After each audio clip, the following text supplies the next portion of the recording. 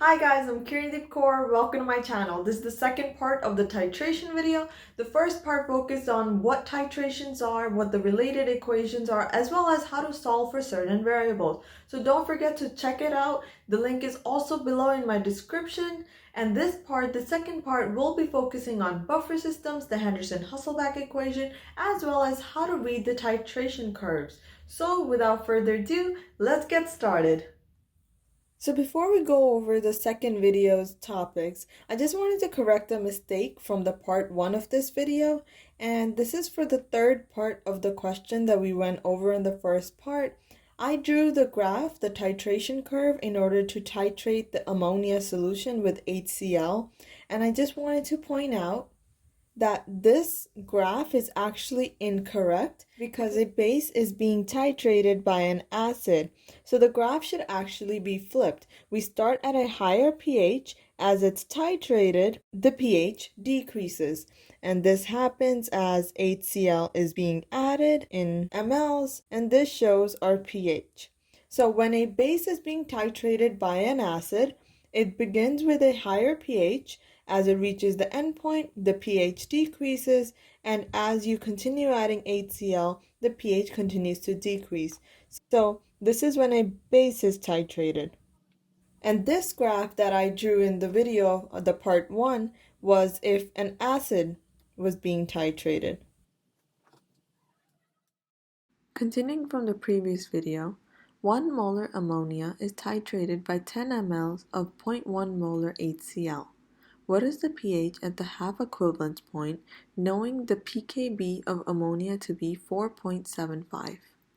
So in the previous video, we solved for the volume of NH3, which was 1 ml, which also informed us that we have 0.001 moles of NH3 in the solution that was titrated. Now, for this question, we want to figure out what the pH is at the half equivalence point.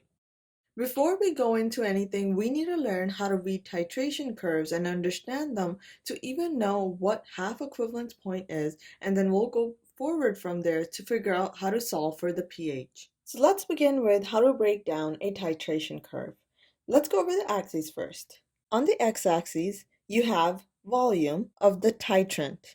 This is the solution that's titrating your unknown solution in your flask. And then on the y-axis is your pH change. So as you're adding the titrant and the titration is being done, the pH changes. Now, just by looking at this graph, you can tell that a base is titrating an acid. And the way you can tell that is that we are starting at a lower pH. Lower pH usually indicates acid. So a acid is being titrated by a base, and that's why you see an increase in pH. So whenever you see an increase from lower pH to a higher pH, that means a base is a titrant that's titrating an acid.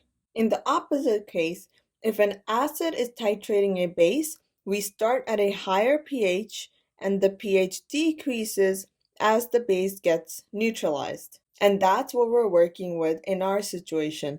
So we have HCl titrating ammonia. However, I want to bring your attention to the fact that HCl is a strong acid and NH3 is a weak base. Whenever there are weak acids or bases being used either as the titrant or the solution that's getting titrated, the graph looks a little different. So let's go over how. All right, so here are the two graphs when working with strong acids and strong bases. Here the base is titrating the strong acid. Here the strong acid is titrating the strong base.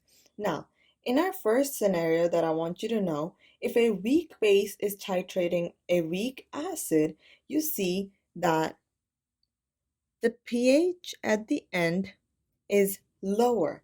This also goes back to the first video. When you're titrating with a weak base, the neutralized pH is actually less than 7 because a weak base is producing a conjugate acid as it's titrating the strong acid. Therefore, when the solution is completely neutralized, the pH is less than 7. And this also shows in the graph. The titration, after the titration occurs, after the endpoint has been reached, the pH at the end is actually lower than what it would have been with a strong base. Now, in another scenario, if you were titrating a weak acid with a strong base, you will see that the initial pH is a little higher because we're working with a weak acid. Also, in this case, the neutralized pH would be greater than 7 because a weak acid produces conjugate base. Now, in the case of strong bases and strong acids, when neutralization occurs, the pH is always equal to 7. But when working with weak acids and bases, the pHs are either less than 7 or greater than 7, depending on what you're working with, weak base or weak acid. If a weak base was titrating a weak acid, the graph would be a lot smaller. So you follow the blue line, then it turns into the red line. In the second scenario here, when an acid is titrating a base, if you're working with a weak acid, you see that the pH at the end is higher. Therefore, the neutralized pH would be greater than 7 because this weak acid is producing a conjugate base, therefore pushing the pH upwards. For a strong acid titrating a weak base, you'll see that the initial pH that we start out with is lower because you're titrating a weak base. When this weak base is being titrated, a conjugate acid forms. Therefore, the neutralized pH would actually be less than 7. And just the last scenario, if you're titrating a weak base with a weak acid, then you follow this graph. So you start at a lower pH and you end at a higher pH. Now, just to clarify, because I might have lost some of you here, if you're working with a weak acid, whether it's titrating or it's the one that's getting titrated, you're still producing a conjugate base. If you're working with a weak base, you're still producing a conjugate acid. Therefore, if you have a weak acid, usually the neutralized pH is greater than 7 because when a weak acid gets neutralized, a conjugate base forms, therefore pushing the pH to be a little higher than 7. Similarly, when a weak base is titrated, a conjugate acid forms, pushing the pH to be lower than 7. Now, this is very important.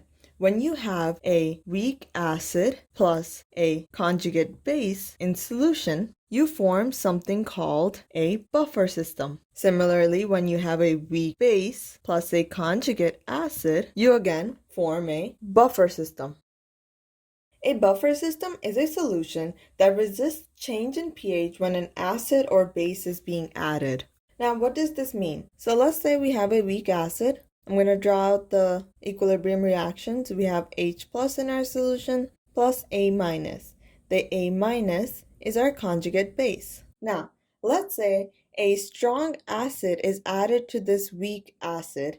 So we have hydroxide ions being added to this solution.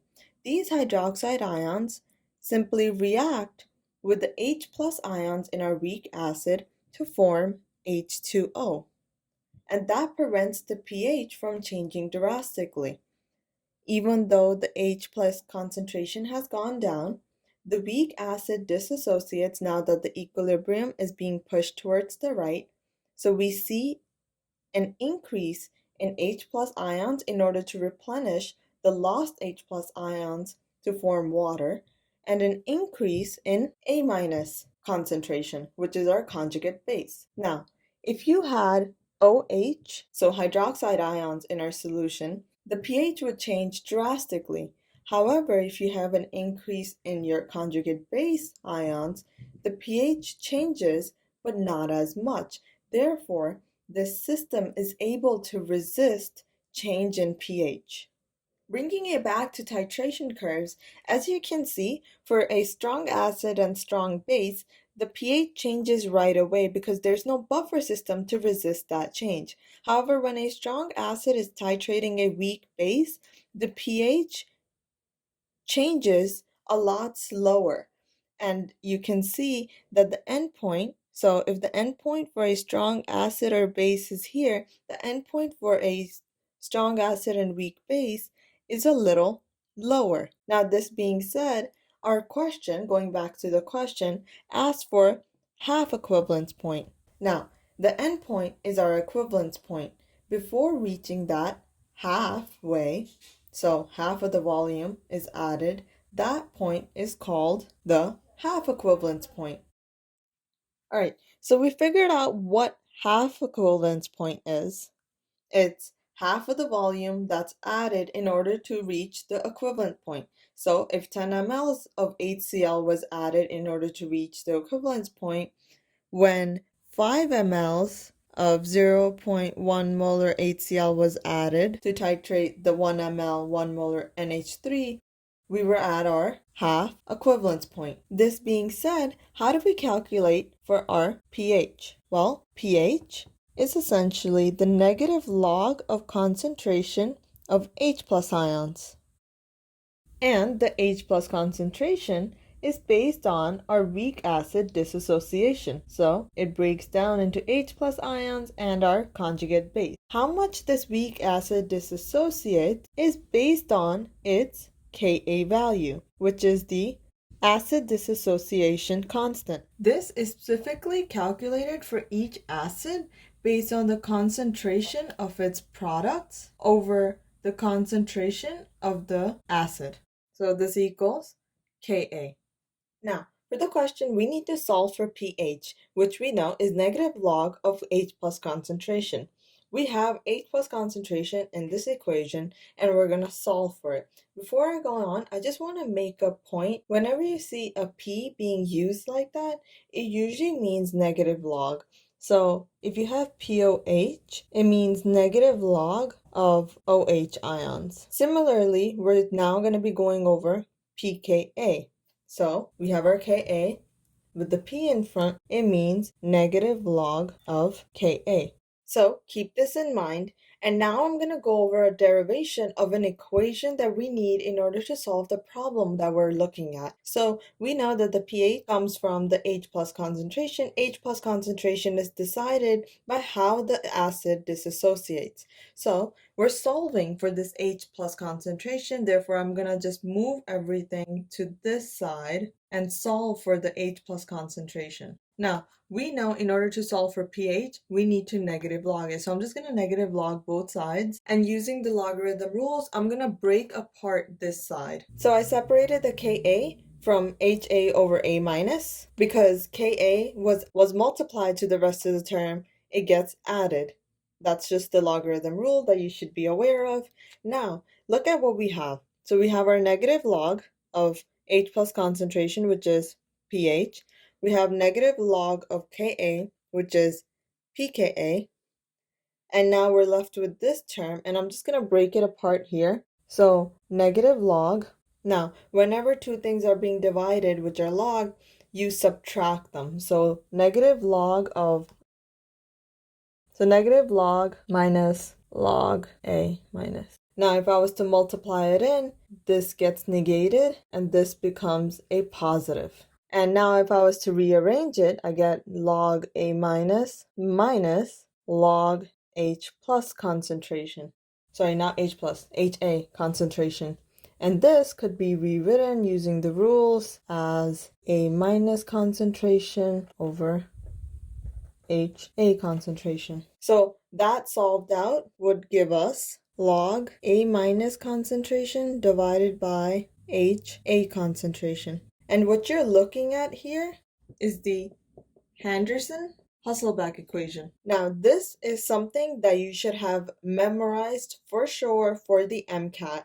So knowing the derivation could actually be helpful in memorizing it. You won't have the time on the MCAT in order to derive this equation, but knowing the derivation might help you memorize it. Now, back to the question. So we figured out the equation that we can use in order to solve for pH. Now, a key point that I left out when I was writing the question, we're given pKb, not A, pKb is 4.75.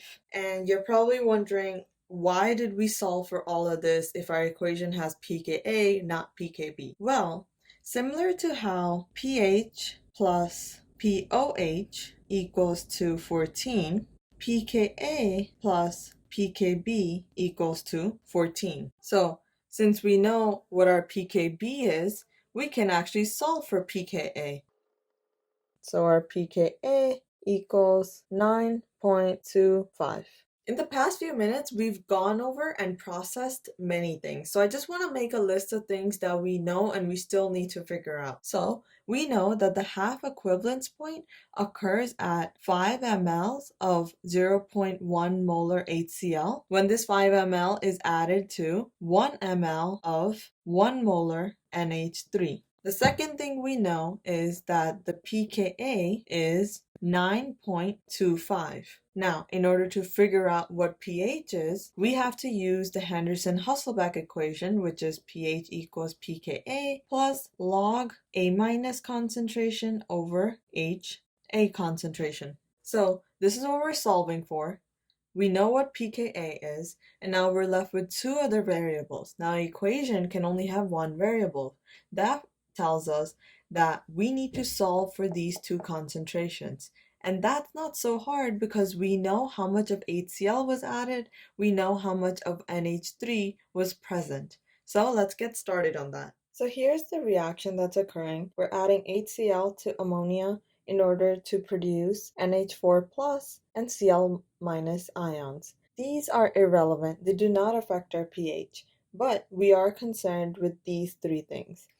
For HCl at the half equivalence point, we know 5 ml of HCl was added, 0.1 molar HCl, so 0.1 molar, we're trying to figure out moles, and we know that 5 ml were added, which is equal to 0.005 liters. So 0.005 liters times 0.1 gives us 0.0005 moles. So we know our concentration for NH3 already. Now we know our number of moles. And we have 0 of NH4 plus. Now when these two react, we're going to be subtracting. When these two react, we produce NH4 plus, so we're going to be adding here. And that leaves us with 0.0005 of NH4 plus, 0 of HCl because it's completely reacted since it's half equivalence point, and it leaves us with 0.0005 moles of NH3. Now this makes sense, and technically you didn't even have to think about the subtraction, you just had to divide this by 2 because you're at half equivalence point. That means half of whatever you have in the flask has been used up. In this case, it was ammonia. Half of 0.001 is 0.0005. So now we know the concentration for ammonia, we know the concentration for NH4 plus. Sorry, I keep on saying concentration. I meant number of moles. I'm just going to write this in, But a point that I do want to make is that now that they are in the same solution, they're going to have the same volume, and therefore when 0.005 divided by the same number is going to give you the same concentration. Therefore, I'm not going to solve for it or try to figure out what that volume was or any of that. We're just going to use 0.005 in our Henderson Hasselbalch equation, which I'm going to write out again here. pH equals pKa plus log of A minus concentration over HA concentration. Now, I want you to pay attention with what's going on. I understand that a base was titrated by an acid, therefore we're forming an acid, a conjugate acid, from a weak base. But be careful when you're plugging in numbers. So here the numbers are same, so even if you didn't have that understanding, it's all right. But if you were asked to solve at some other point where the concentration is not the same, you would realize how important it is to know the difference between a base and acid concentration. So NH3 in this case is our A minus, and NH4 plus is our HA, even though the base is the one producing the conjugate acid. For this, when you're using this equation, you want to know which one's your acid and which one is your base. So I'm just going to plug this in here. Our pKa was 9.25 plus log of 0.005 over 0.005, which is just 1. Now, log of 1 is equal to 0. Therefore, pH just equals 9.25, which is equal to the pKa. Oh my God. So we just went through all of that to learn that the pH is just equal to pKa.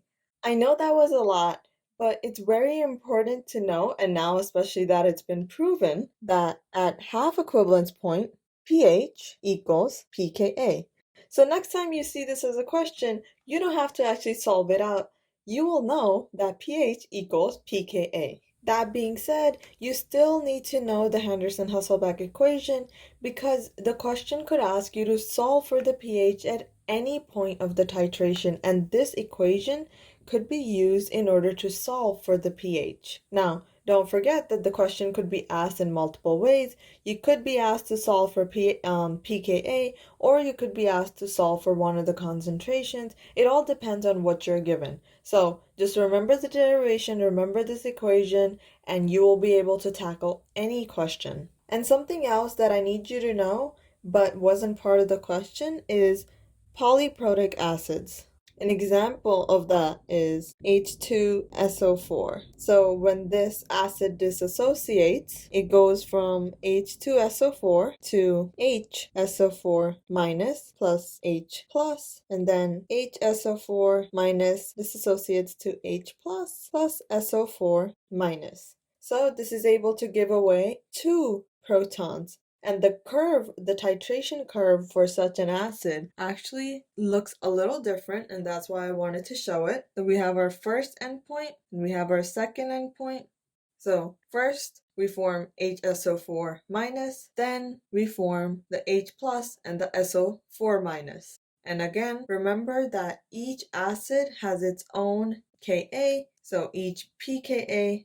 Therefore, at each half equivalence point, the pH equals pKa.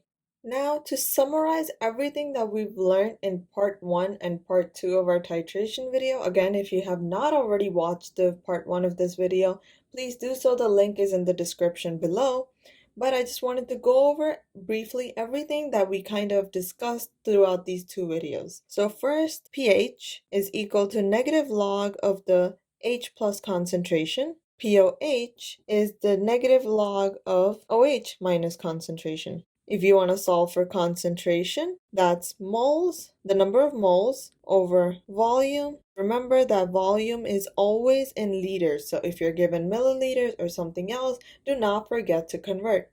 Therefore, you should know your metric system. Third thing is M1V1 equals M2V2. This equation can be used to solve for concentration or volume for any kind of titration problems. Now, please remember to monitor your units. And what I mean by that is if you're using ml for V1, the answer for V2 will be in ml. So that's just something to keep in mind. Next thing we discussed was weak acids and bases, and how when they're neutralized, they form conjugate bases and acids respectively. This system is called the buffer system. And again, buffer system is a solution that's able to resist pH change when an acid or base is added.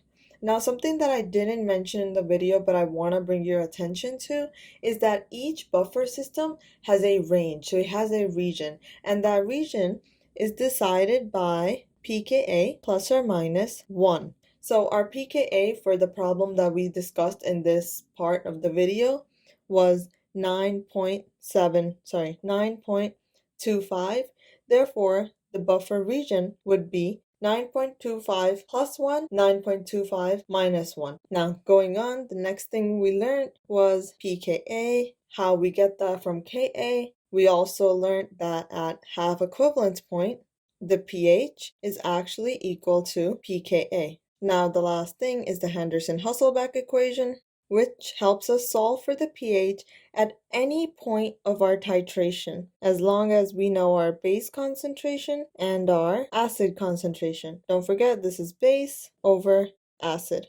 So that's basically everything we've learned from part 1 and part 2 of our titration video. I hope I covered everything. If you still have questions, please let me know in the comments below. Well, that's it for titrations. If you already have not checked out my first part of this video, please do so. The link is in the description. If there's any topics that you'd like me to cover in the future, please let me know through the comments below.